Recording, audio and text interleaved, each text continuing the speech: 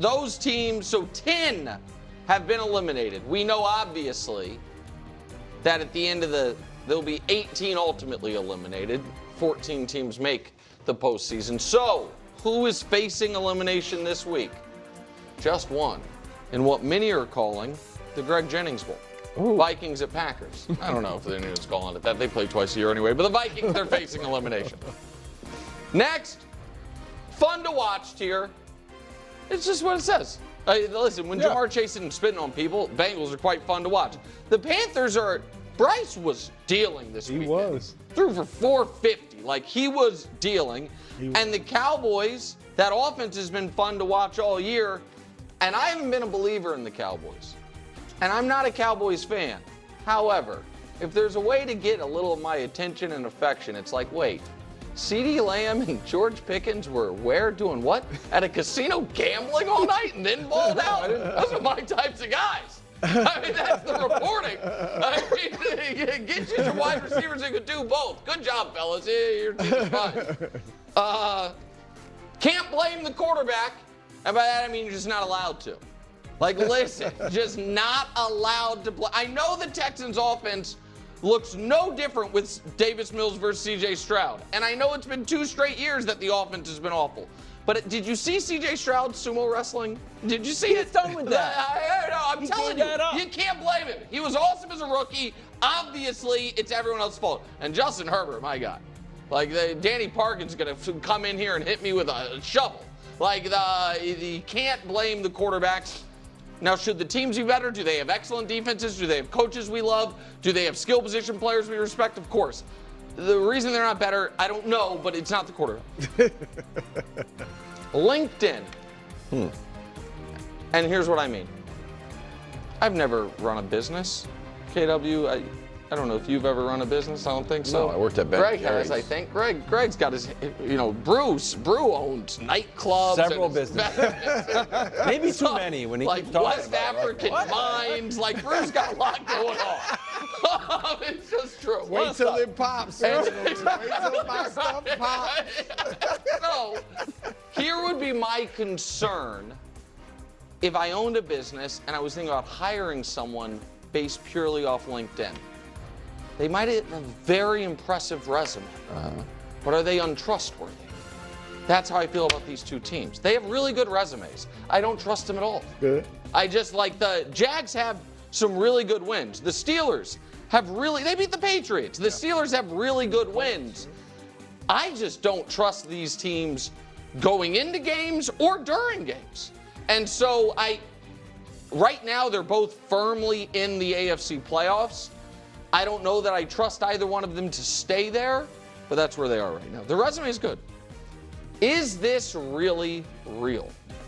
The Colts and the Bears.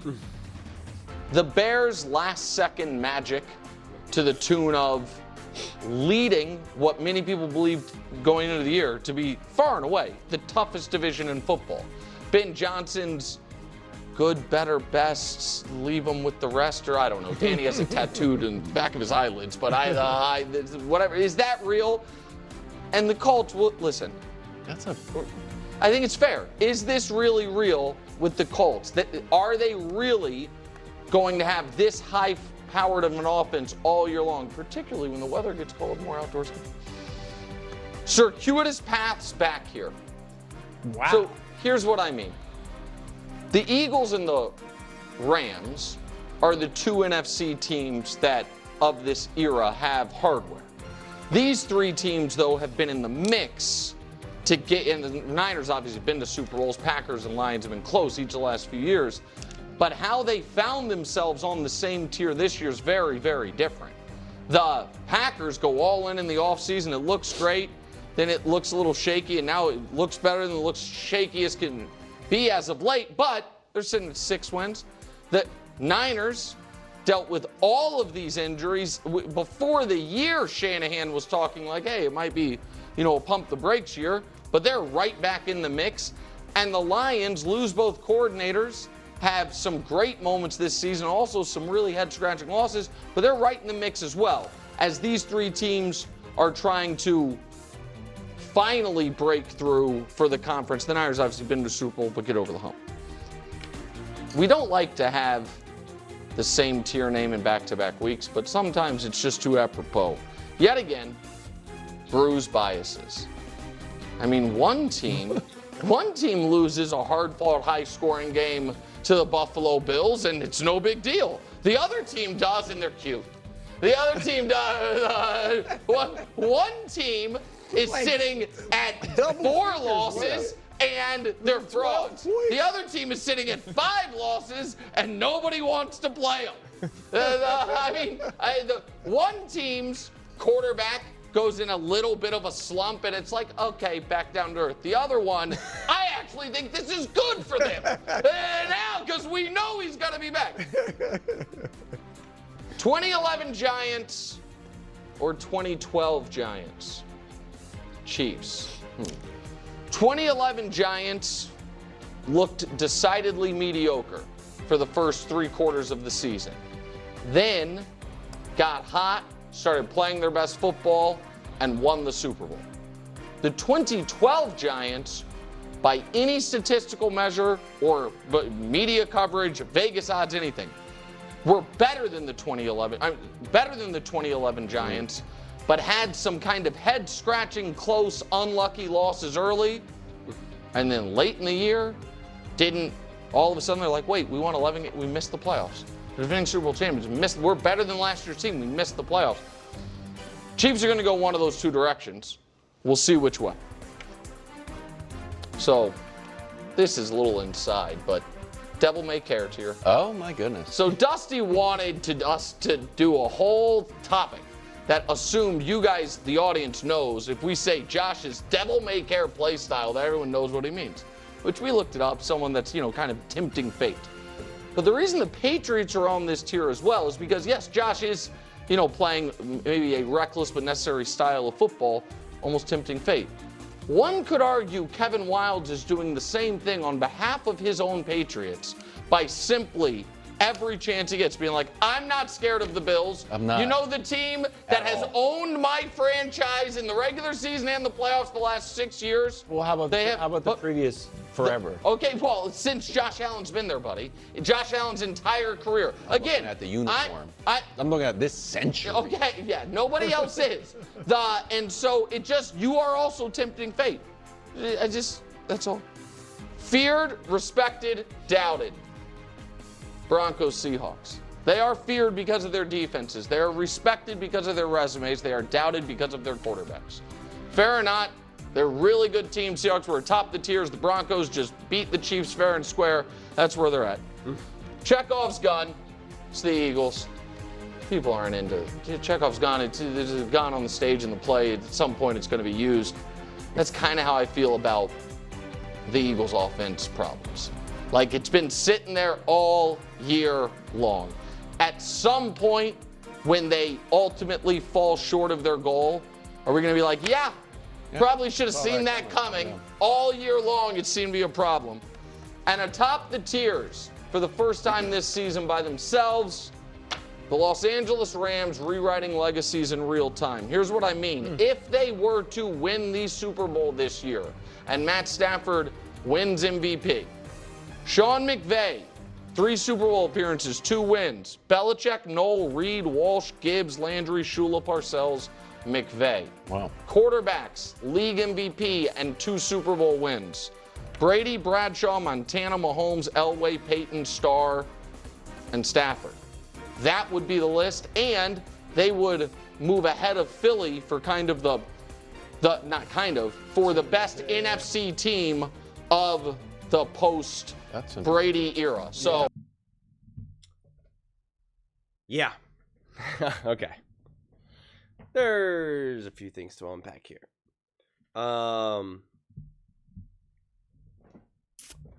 Putting the Colts that low is pretty insane.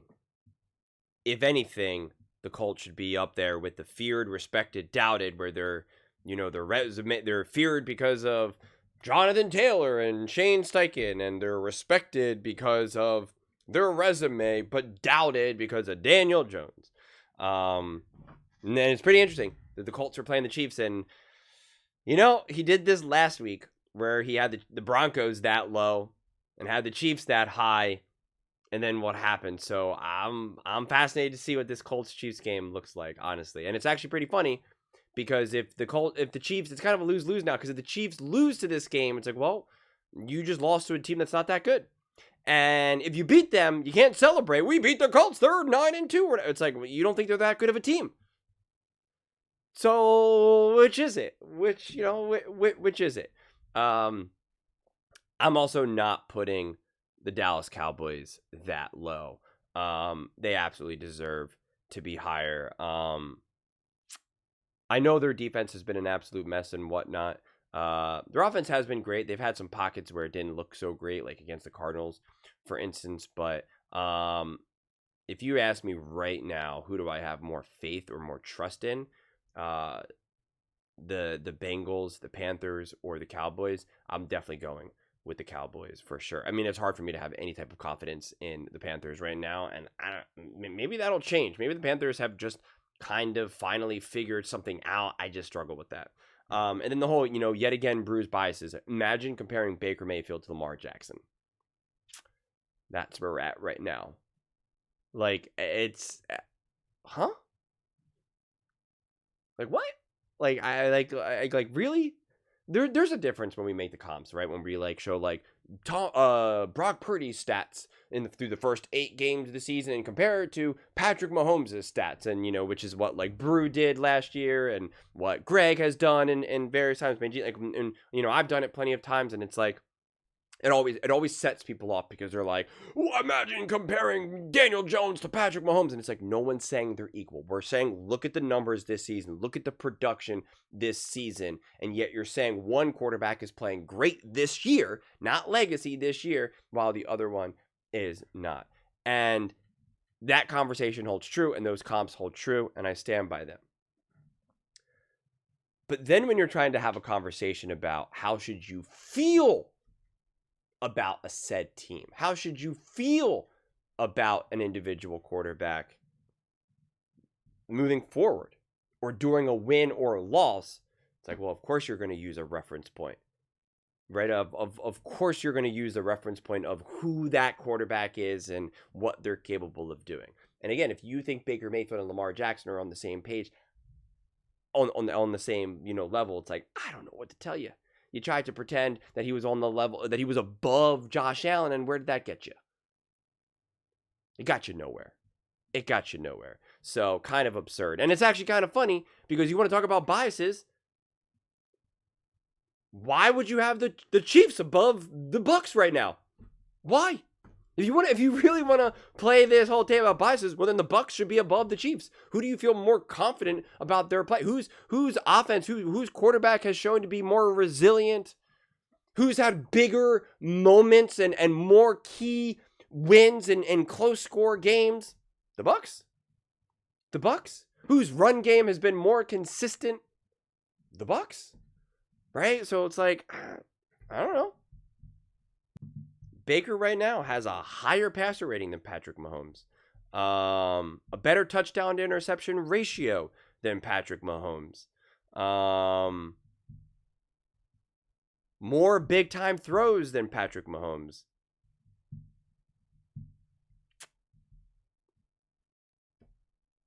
I don't know. A better pressure to sack percentage than Patrick Mahomes. So why is one quarterback actually great and the other quarterback is going through a rough patch? Like, this is why you have to be consistent with your logic then. Because if you said, well, I think the Chiefs are better because of everything that they did in the past and blah, blah, blah, blah, blah. And it's like, okay, that's fair. But then offer that to the Ravens.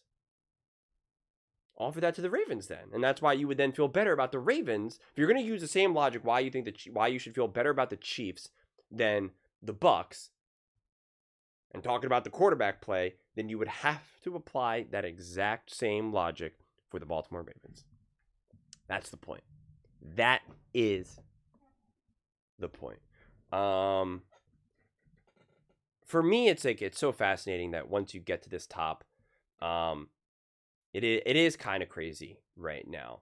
The Broncos have been winning. I do believe Nick to his core, and I believe a lot of people still feel this way, that the Chiefs are better than the Denver Broncos. and the Colts, right? Like kind of like how low you have the Colts, how low the Colts are right now. I do not believe that Nick really believes the Philadelphia Eagles are the second best team in the NFL right now.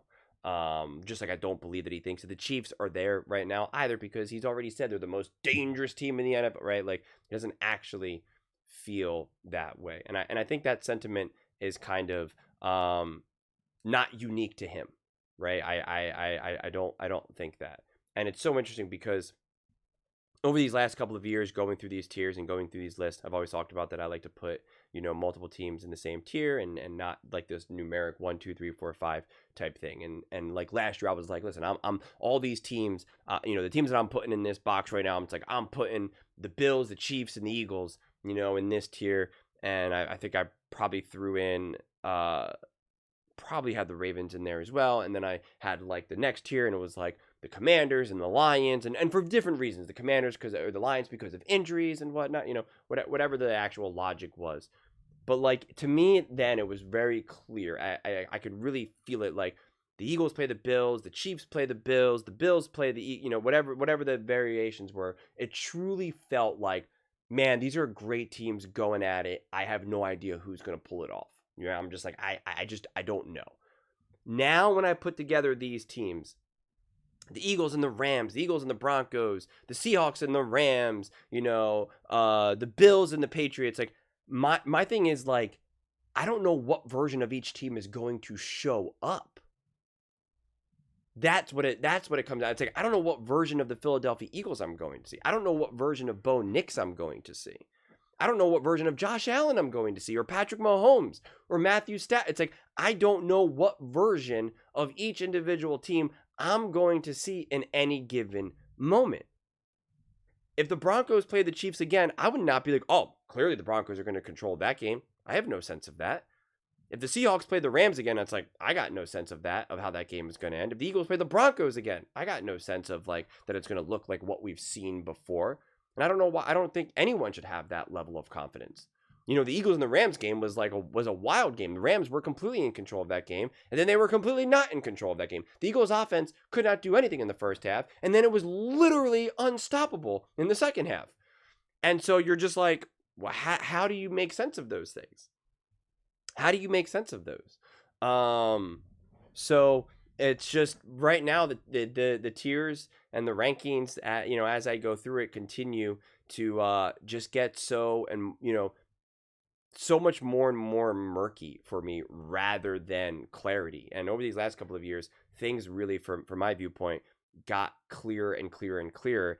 And now I don't have that sense. If we just take the top two teams, according to Nick Wright, the Rams and the Eagles, if they played each other, it's just like, I fundamentally have no idea what that Rams offense will look like right now against that Eagles defense. And I have no idea what that Eagles offense is capable of doing against that Los Angeles Rams defense. And that then, when I can't make those comparisons in my mind, it then becomes really difficult for me to try to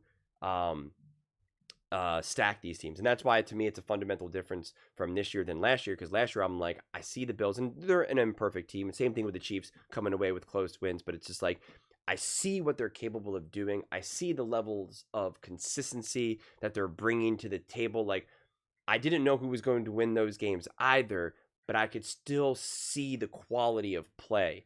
For me, it's just been really, the Broncos have won in such a weird way consistently. So have the Eagles.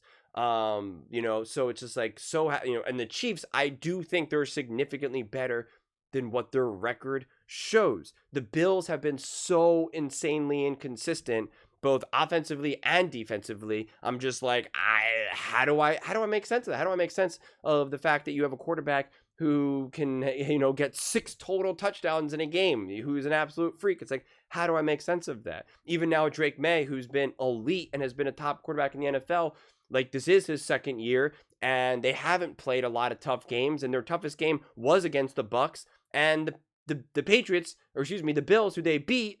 The Bucs ran them out of town. It didn't feel like that way at first, but then they did, and so you're just like, how do I put this all together? And it's hard. I mean, honestly, it's hard. I think if the Chargers could protect Justin Herbert, they're better than the Jacksonville Jaguars. But I have no confidence that they can protect Justin Herbert and run the ball because of their injuries. So I'm like, I don't know what to do with the Chargers right now. Like, I don't have a strong confidence in the Chargers right now. And I'm obviously a huge believer in the Chargers and Herbert and Harbaugh, Jesse Minter and whatnot. And I'm just like, but like, I don't know in any given moment, is Justin Herbert going to be able to save the day? I don't expect a quarterback to save the day every single game. So I don't know. Honestly, it's just the more you start to look at these lists and these teams, and that's why it's like even the Seahawks. It's like the Seahawks were the number 1 team last week, and now they lose by 2 points in a game where their quarterback turned the ball over 4 times, and yet the game was still completely winnable. To now have them drop and now no longer be a top team, or to be, multiple levels now below the Rams, it's like that doesn't hold up to scrutiny to me. Like that logically does not inherently make sense. So it's just fascinating to me right now. I really, even in good conscience, couldn't really I don't think I could even really make a true top 4 right now. If I said, the Rams and the Eagles, the Seahawks, the Broncos, I wouldn't even feel comfortable, because I still have question marks about, and crucial question marks about some of these teams, quarterback, whatever it may be, defenses, offenses, and you're just like, yeah. I think this year, more than any other year, it's really going to come down to, how do you match up? How do the Rams and the Eagles match up? How do the Seahawks and the Broncos match up? How do the Rams and the Bills match up? It's like, what do you do good? What do you not do good? What does the other team do great? What do they do bad? Like, what is the actual matchups? And I usually don't I don't always pick apart the matchups. Like, I don't always view it through that lens. But fascinating. But those are just my thoughts. I'd absolutely love to hear yours. What do you guys all think about Nick's tiers headed into week 12? Let me know your thoughts in the comments below. I read every single comment, so you agree with me or disagree with me. Either way, let's get in some discussions. Let's get in some fights. But ultimately, let's just have some fun. And please do consider subscribing. We are building an amazing community here, and absolutely love to see you part of it. I want to build something that we all generally feel connected to. Something that we're really excited to be part of. I think we're well on our way to doing it. Please don't forget to give this video a thumbs up, as it really does help the visibility and the algorithm. Thank you so much. See you next time.